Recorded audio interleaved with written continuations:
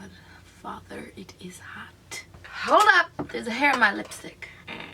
Okay, I almost got it. Bam. Woo! Girl needs to get her brows done. Okay. Oh, not too much now. Can't give it all away. Cooperate. Why I can't get the lighting right? Oh no, no. Bruh, I'm trying to film. Hey guys, for those of you who are new, my name is Mackenzie and I release 1 to 2 natural hair videos every single week. So head on over to my page to check out my content. I already got a bunch of videos up on my channel, from my curly hair routine to how I dye my hair red and my hair color and natural hair stories. So if you want to see all of that, check it out. I would love to have you. And if you like what you see, subscribe, you know, share the love. That's what it's all about, you know. Okay, and now for those of you who do know me, welcome back. You know I love you. Appreciate you coming back. But this video is something that's been a long time in the making. A couple weeks ago, I made a video asking you guys to drop me a bunch of questions, anything that you want to know about my hair, specifically my hair color. So today, I've rounded up all of your questions. I have them right here on my laptop. See? Don't move my keyboard, guys. I'm missing a couple keys. You know, I'm gonna get that fixed, but we don't judge here on my channel, okay?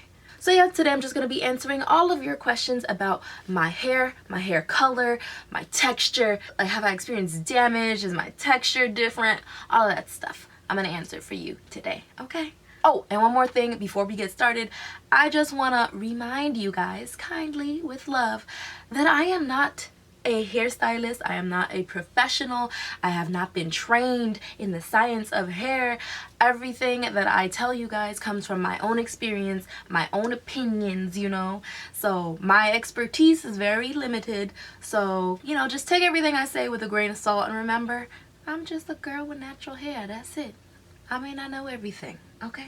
Topic number 1 is bleach. So Daphne Rose, yes, Daphne Rose, hey Daphne, she asked, do you have to bleach your hair first before coloring? And Patience, I'm so sorry if I'm mispronouncing your names, but Patience Pompey, I believe, asked, do you recommend bleaching?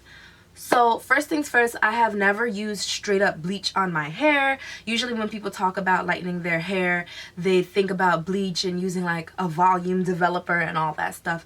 I've never done any of that. I was just kind of too scared to do that. If I were gonna bleach my hair, I would just personally go to a professional, because I've just heard too many horror stories about bleach going wrong. So I cannot tell you guys, I can't advise you guys to bleach your hair or to not bleach your hair. I can only say, if you are going to use bleach, be very, very careful. If you don't feel confident doing it yourself, go to a professional. But no, I personally did not bleach my hair. Now, do you have to lighten your hair before dyeing it a color like this? Yes, you definitely need to have your hair lightened. You can either use bleach, or you can do what I did and you can use box dyes. So as those of you who've watched my hair color story video, which I'll link up in the cards and probably down in the description box, I was blonde before I went red. So basically, I did a series of at-home color treatments using blonde box dyes from Dark and Lovely. And over the course of months, I didn't do this all at once.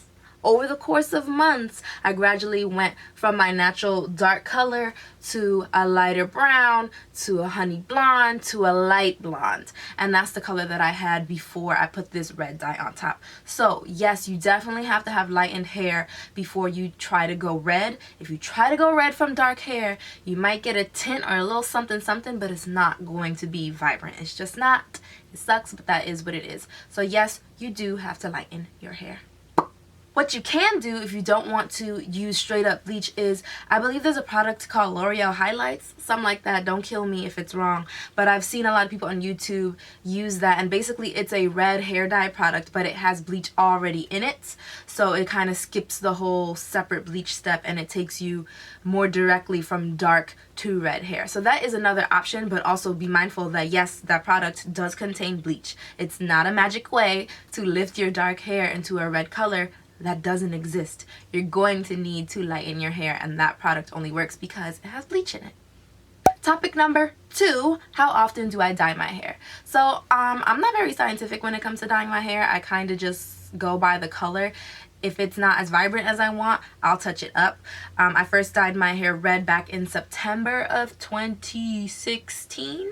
Yes, 2016. And since then, I have probably touched up my color 5 to 6 times. So if that gives you a frame of reference on how often I dye my hair, that's great. But I'm not like every month or every so many weeks do I dye my hair. It's not really a science for me. I just kind of feel like if it's dull, I'll touch it up.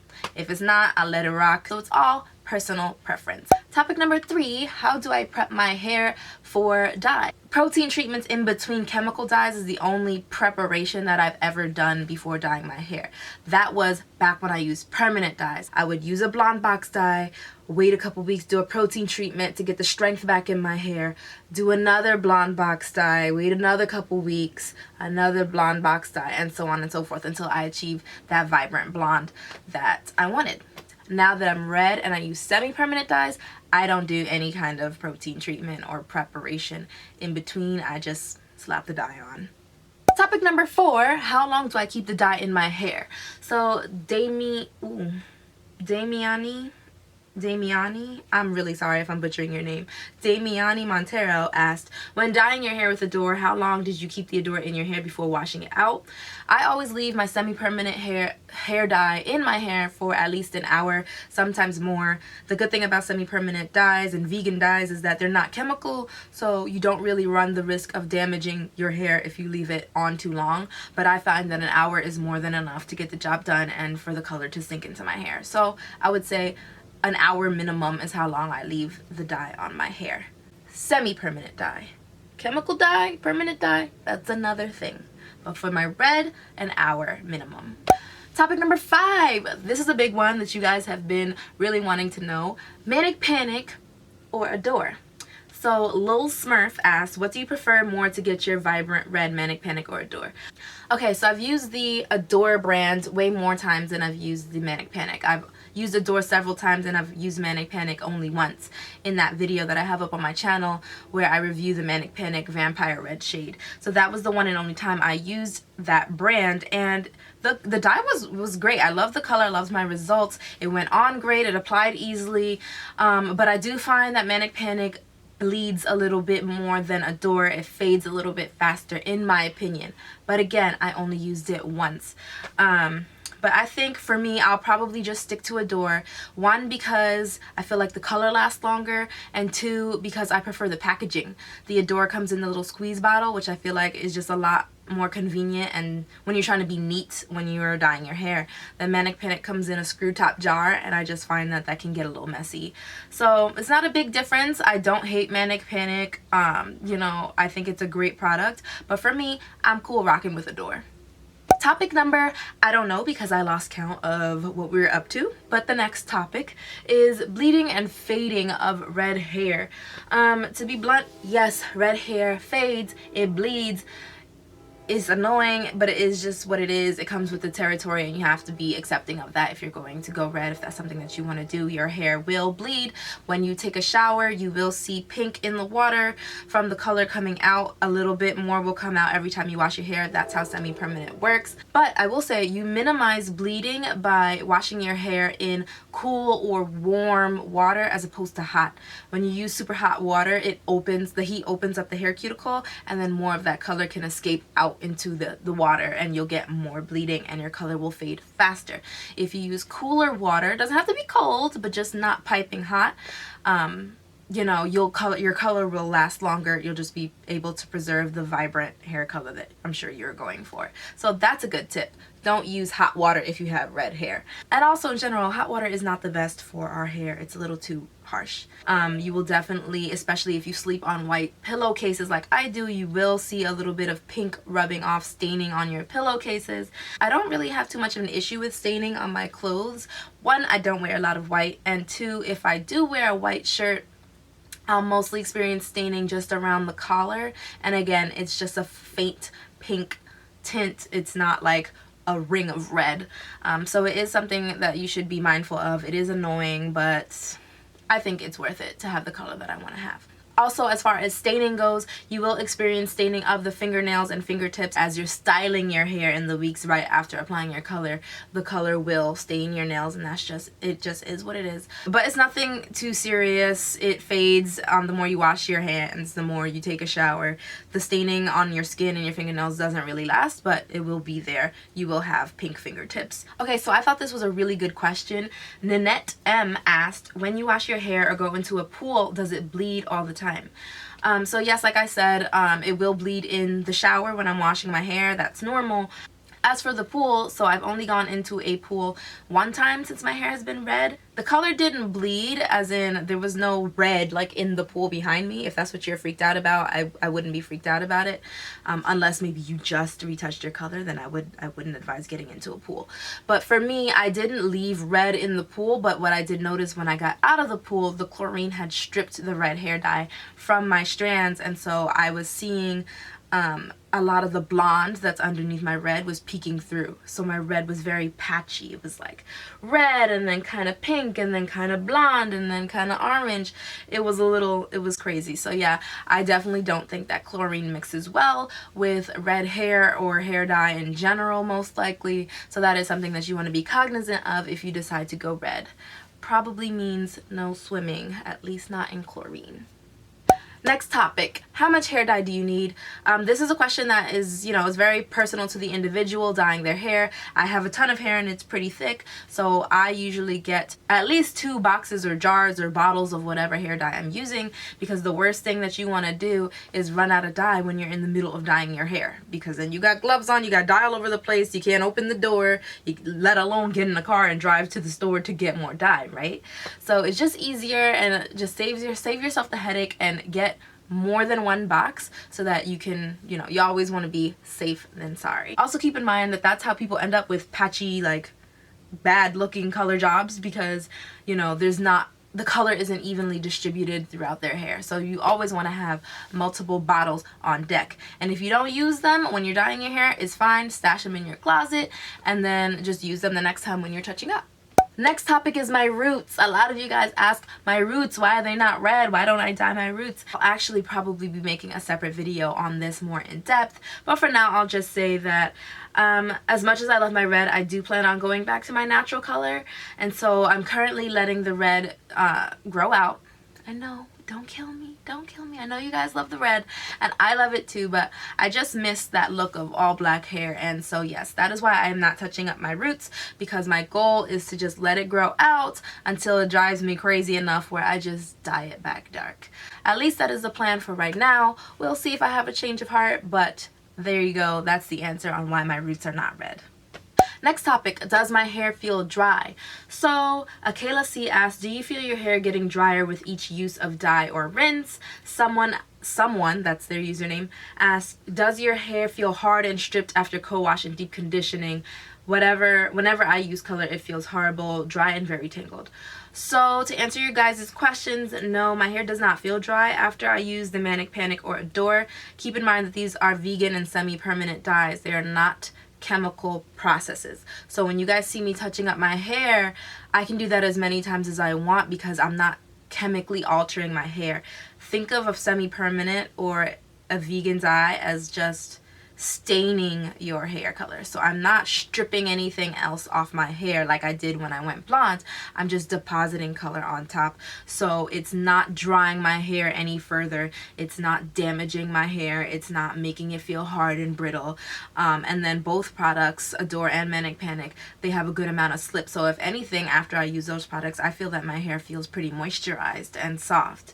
But permanent dye, on the other hand, is a completely different story. My hair does not feel dry because of the red, but it can feel dry because it is color treated, meaning that under the red was permanent blonde box dyes, and those things will dry your hair out over time. They will make your hair feel a little bit different. I do notice a difference in how my roots feel to how the ends of my hair feel, and that's just because I have color treated hair. If you've ever stripped the color from your hair, it's going to be different.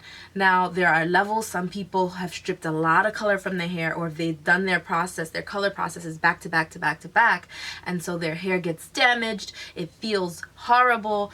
I haven't had that experience only because I spaced out my dye jobs with weeks or sometimes months in between, and I keep up with my hair care regimen in terms of deep conditioning, and that's a major key as well. So to answer that question, yes, my hair does feel dry sometimes, but not because of the red, just because of the blonde chemical dyes that I have used on my hair previous to this time.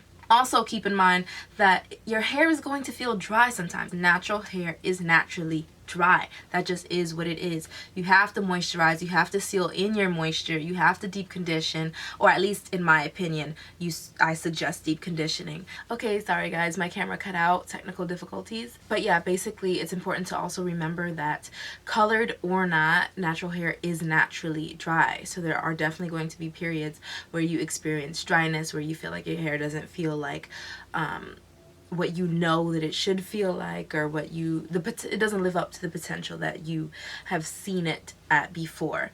And that's natural, that's fine. You just have to stay on top of your routine. Make sure you're moisturizing your hair, sealing your hair, deep conditioning I highly suggest, and all those things will help you combat dryness or keep it at a manageable level where your hair is not breaking, your hair is not brittle. If your hair is breaking or brittle, now that is a level of dryness that is excessive, and you definitely want to do something more serious to help with that. Next topic is color damage or texture change.